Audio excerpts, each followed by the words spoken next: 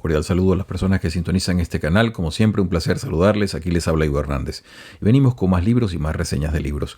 Hoy tenemos un libro que nos va a permitir discutir diversas cosas, tanto de la recién creada Compañía de Jesús, 1540, porque de quien vamos a hablar era uno de un jesuita, y va a dejarnos una enseñanza bastante interesante para discutir.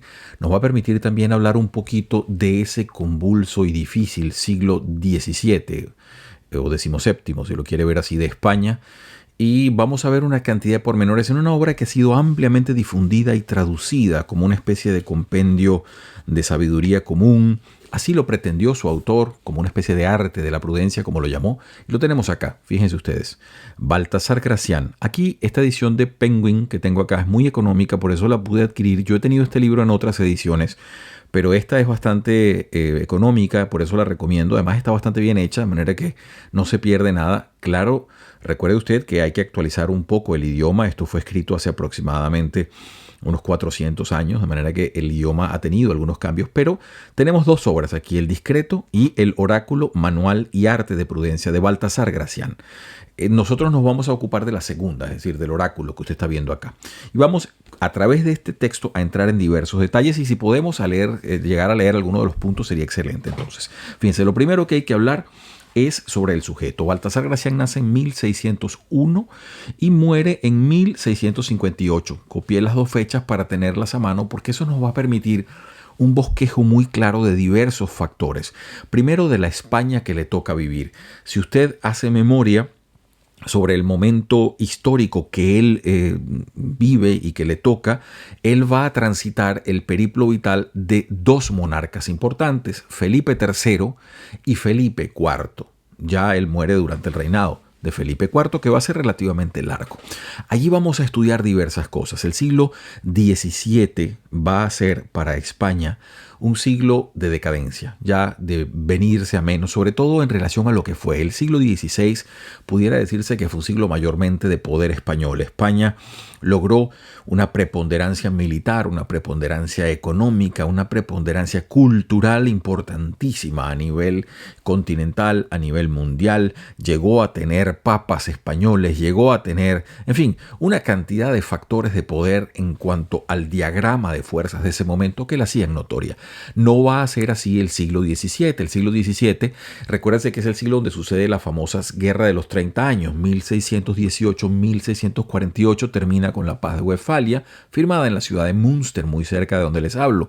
¿Y por qué es importante esto? Porque España va a perder hegemonía, va a perder los territorios de los Países Bajos, va a perder una cantidad de influencia. España va a salir prácticamente con las tablas en la cabeza, si se puede decir así, con respecto a lo que fue su posición de hegemonía. Entonces, esto todo lo vamos a ver en el mundo que refleja Baltasar Gracián, que repetimos, es un mundo distinto al mundo que le toca vivir, por ejemplo, a quien hubiese nacido 100 años antes de él, que es un mundo completamente en expansión y de poderío. Además, los reyes que en ese momento estuvieron, entiéndase, por ejemplo, el así llamado Carlos I o Carlos V, según usted lo quiera ver, o su hijo Felipe II, aquel hombre que desde el Escorial manejaba un imperio donde se decía que nunca se ponía el sol, que llegaba desde los territorios descubiertos en las Américas hasta las Filipinas, llamadas así en su honor. De manera que un poderío de una cosa increíble. Lo que va a vivir Gracián es muy distinto, son los llamados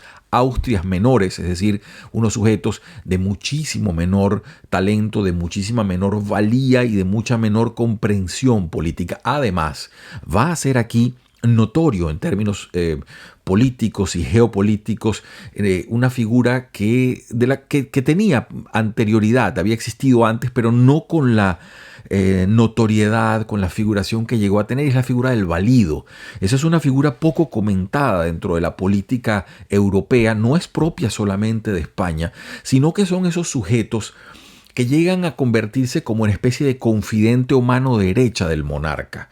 Estos sujetos llegaron a tener por especial cualidad de función, un poder inusitado. No había un cargo tal, no era una institución como tal, no se podía decir de ellos así. Era una especie de cargo que iba adquiriendo el poder que la persona lograba coagular en sí mismo. Y es así como vamos a ver en el caso, por ejemplo, de Felipe III. Pasan, por ejemplo, el duque de Lerma, el duque de Uceda, son sujetos que van a tener, ellos en su momento, el poder del valido, es decir, de esa mano derecha, de ser el confidente del monarca y una persona que tenía una influencia sobre el monarca bastante considerable.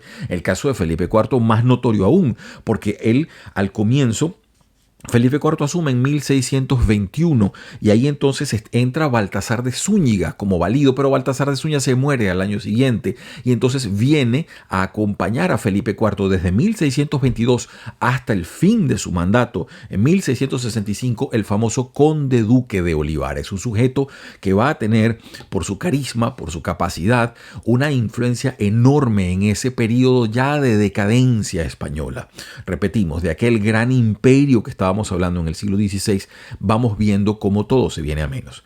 Eso es una parte. La segunda parte es entender a Baltasar Gracián como un joven. Él nace en 1601, se lo repito. Él toma o ingresa al seminario jesuita cuando tiene 18 años, es decir, 1619 más o menos. Ella entra al noviciado jesuita. Recuerden, el noviciado jesuita era una cosa bastante diferente.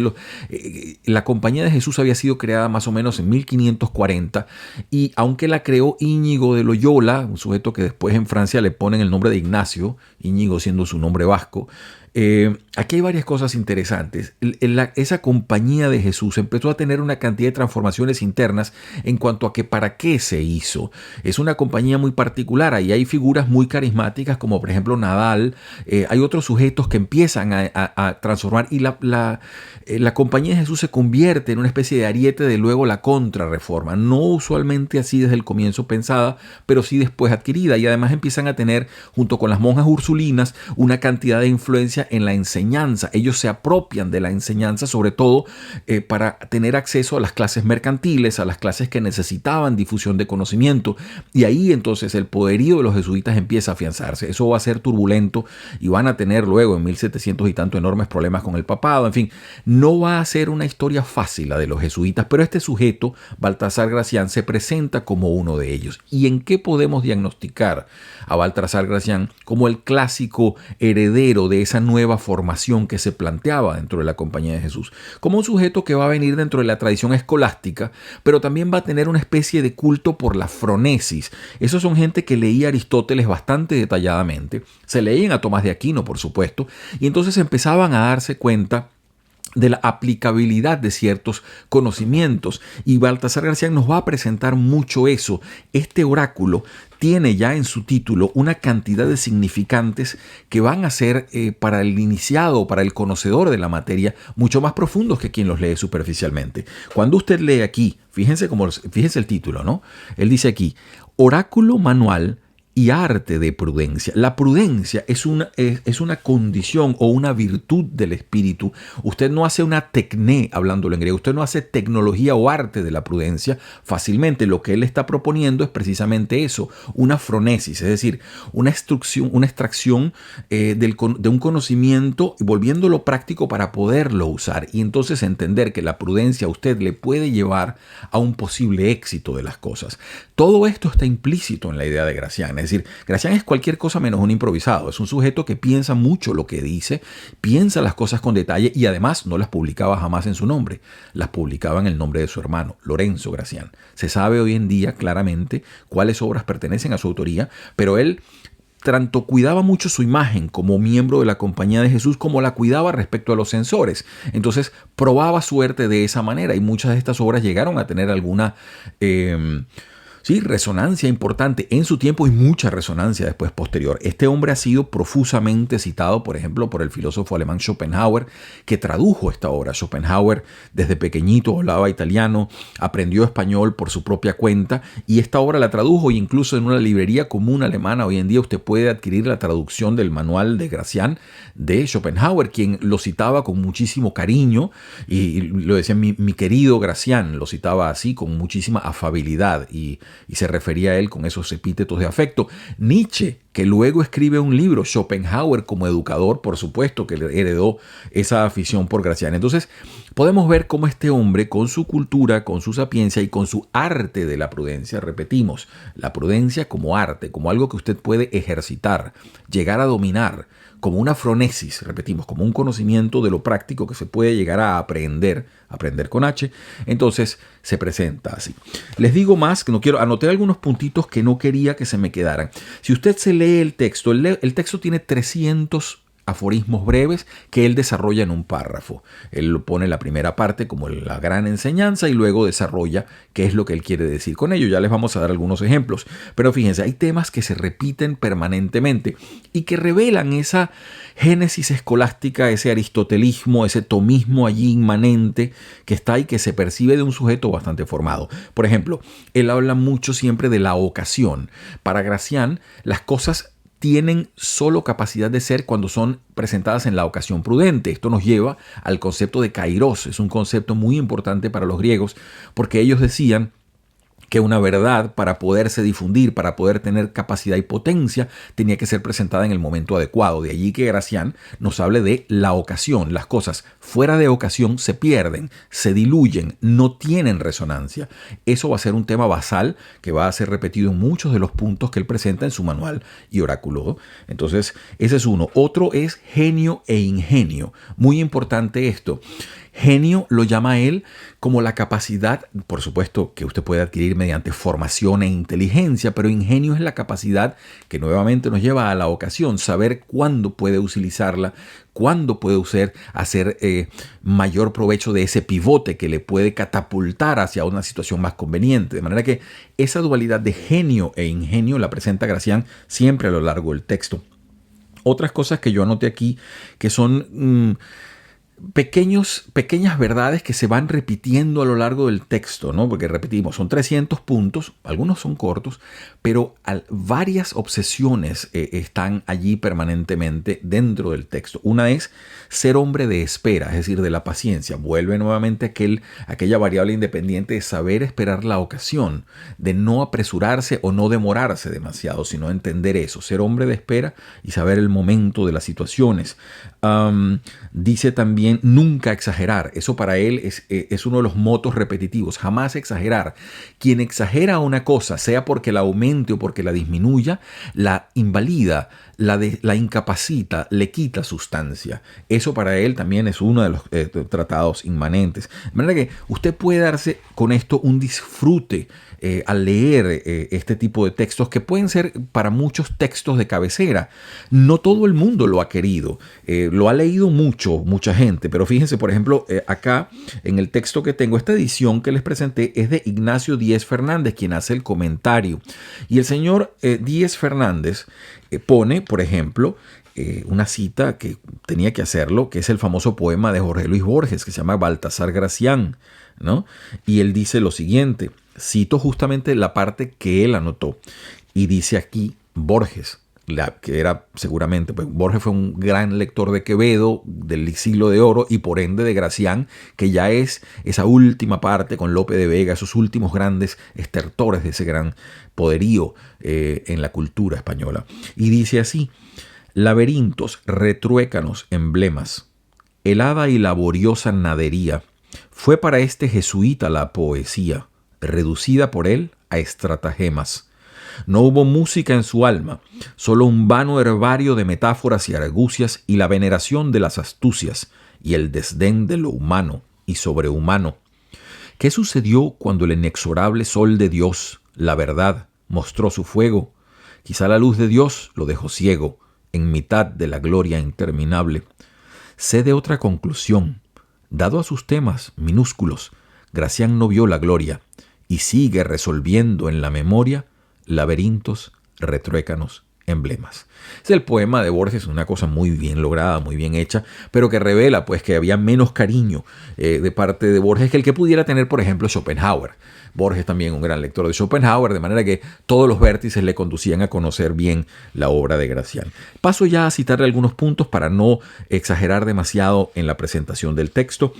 Son muchos y fíjense, todos son de la misma forma. Hay una frase importante que abre el punto y luego él desarrolla la idea. Fíjense ustedes, dice aquí el punto número 12, muy conocido: naturaleza y arte, materia y obra.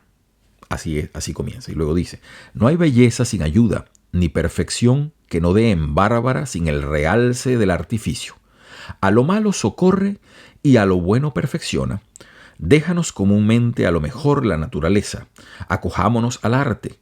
El mejor natural es inculto sin ella, y les falta la mitad a las perfecciones si les falta la cultura.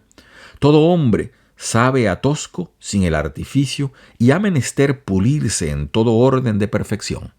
Fíjense ustedes, ¿no? Ahí les deja esa especie de maceración del saber, de algo que él ha pensado con detalle. Les leo otro, 14. La realidad y el modo. No basta la sustancia, requiérese también la circunstancia. Todo lo gasta un mal modo, hasta la justicia y la razón. El bueno todo lo suple, dora el no, endulza la verdad y afeita incluso la misma vejez. Tiene gran parte en las cosas el cómo, y es tahúr de los gustos el modillo.